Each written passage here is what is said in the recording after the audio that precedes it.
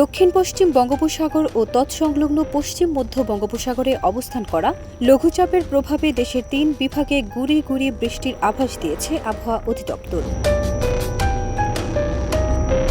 ১২ November Bangladesh আবহাওয়া অধিদপ্তরের আবহাওয়াবিদ মোহাম্মদ মনোয়ার হোসেনের দেয়া পূর্বাভাসে এসব তথ্য জানানো হয়।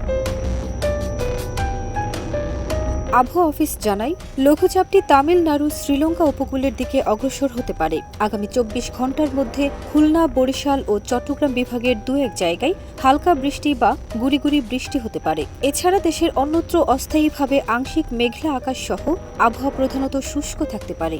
সারা দেশে রাত এবং দিনের তাপমাত্রা প্রায় অপরিবর্তিত থাকতে পারে। ১৩ নভেম্বর সন্ধ্যা ৬টা থেকে পরবর্তী ২৪ ঘণ্টার অস্থায়ীভাবে আংশিক মেঘলা আকাশ সহ সারা দেশের আবহাওয়া প্রধানত শুষ্ক থাকতে পারে। সারা দেশে রাত এবং দিনের তাপমাত্রা প্রায় অপরিবর্তিত থাকতে পারে।